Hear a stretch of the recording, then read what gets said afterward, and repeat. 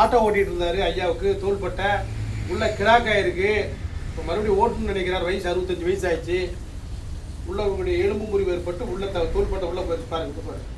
தெரியுங்களா? பழம் தெரியுங்களா? இது சரியா போயிடும், ஒன்றும் பயப்பட வேண்டியதில்லை. நமது வைத்தியசாலையில் இந்த தோள்பட்டை பிரச்சனை எலும்பு முறிவு ஏற்பட்டிருந்தால் கொஞ்ச நாளைக்கு ஓய்வு எடுக்கணும்.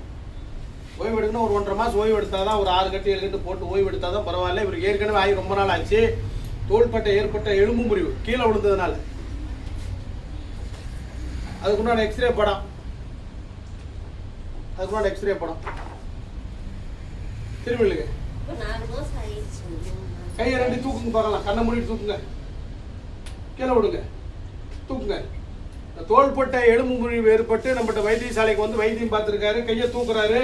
ஒன்றும் பயப்பட வேண்டியதில்லை. இது பேர் ரெக்கப்பட்டைன்னு சொல்லுவாங்க. இது எலும்பு முறிவு ஏற்பட்டிருக்கு. பச்சளை போட்டிருக்கோம். நமது வைத்தியசாலை தோள்பட்டையில் ஏற்பட்ட எலும்பு முறிவுகளுக்கு மூட்டு வலருக்கு அற்புதமான முறையில் வைத்தியம் செய்து குணப்படுத்தப்படும்.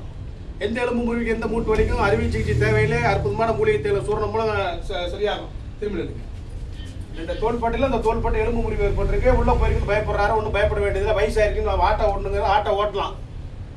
ஒன்றும் பயப்பட வேண்டியதில்லை. காலை 5 மணி முதல் 12 மணி வைத்தியசாலை செயல்படுகிறது. எந்த எலும்பு முறிவுக்கும் அறுவை சிகிச்சை தேவை. நன்றி மேடம்.